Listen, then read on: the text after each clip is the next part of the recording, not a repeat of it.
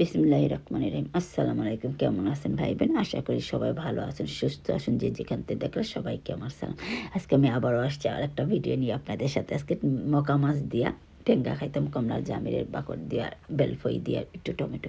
তো আমি হালকা একটু তেলটারে গরম করে হালকা বিরান করছি, কারণ কবে না কবে মাছ আসে লন্ডনে, এটা একটা গন্ধ থাকে। তো এই হালকা একটু বিরান করলে তোর মাছটা পুরো মাছ এমনও কাঁচা খাইতে মজা লাগে, কিন্তু বাংলাদেশে ফ্রেশ আসে, নদীর থেকে উঠাইয়া ফুসকুনি থেকে ধরে ফ্রেশ তাজা তাজা মাছ, এটা আলাদাই মজা লাগে।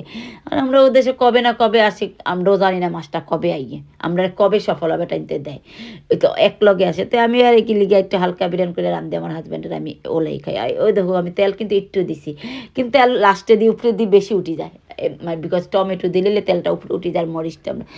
তো আমি ওই রান্নাম তো কই আসলে দেখো এই বছর রমজান আমরা আজকে কইতে কইতে 2টা হয়ে গেছে, সেকেন্ড 2 নম্বর রোজা হয়ে গেছে লন্ডনে। আসলে জানেনি রমজান জানি না, আজকে আজকে আমি রোজা আছি, কালকে নাও থাকতে পারি। যেমন গত বছর আমার বাবা ছিল, আমার আজকে এই বছর আমার বাবা নাই। তো সবচেয়ে বড় কথা হইলো আসলে আসলে ইফতার করুক আশেপাশে মানুষ, আত্মীয় স্বজনরা নেই বাড়লে সবাই মিলেমিশে ইফতার করুক।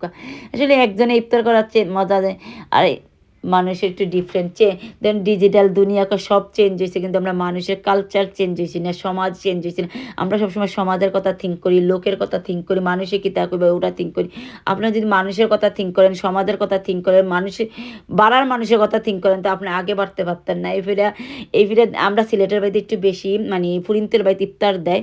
যেমন আমরা ওখানে রোজা, প্রথম রোজার থেকে আমি কালকে লন্ডনে আমার হাজব্যান্ডের মিষ্টি কিনতে গেছি, এত বিজি মানে ইফতারের লেগে, অত বিজি।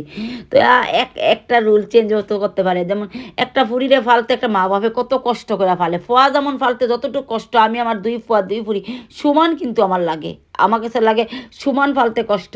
কিন্তু এই ফিরে লাইফ কিছু চেঞ্জ করুন না কেন, মানুষ থোড়াছে। যেমন খালি ফুরির বাড়িতে কেন দিত, দামানদের দেউন না কেন হোর বাড়ির তারে।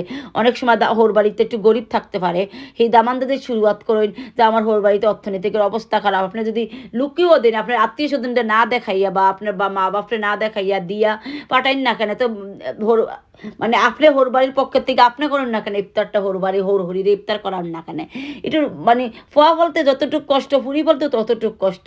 কিন্তু দেখা যায় মানে ফুরির বাড়িতে সব করতো, ফোয়ার বাড়িতে কিছু করতো না, দামন্দ করলে তো করতে পারেনি, মানে কালচারটা চেঞ্জ করতে পারে না হয়তো। এক আরও আপনার দেখা দেখে আরেকজনে করবো, একবার আপনার হরিরে ইফতার করাক্কা কি খালি মানি কথায় আছে নাকি ফুরির মা বাপে খালি করাইতে, এটা কোনো কোরআনও আসেনি, রুলও আসেনি। আচ্ছা ইফতার করা একটা সুন্দর, মানে সবাই মিললে একসাথে টেবিলে বৈশা খাওয়াটা, এটা আলাদা একটা সৌন্দর্য। কিন্তু ওই যে 10 লাখ 20 লাখ টাকার একটা শো দেখাই, বাস আমার আছে এত লাখ টাকা, আমি অত বড় লোক, আমি 5টা গরু দিয়ে ইফতার করাইমু, মানে নামের জন্য এগুলো না কইরা একটু আপনার যতটুকু তফিক আছে হোর বাড়ির তারে করা। অনেক সময় হোর বাড়ি গরিব থাকতে পারে, নাও থাকুক, কি হয়েছে।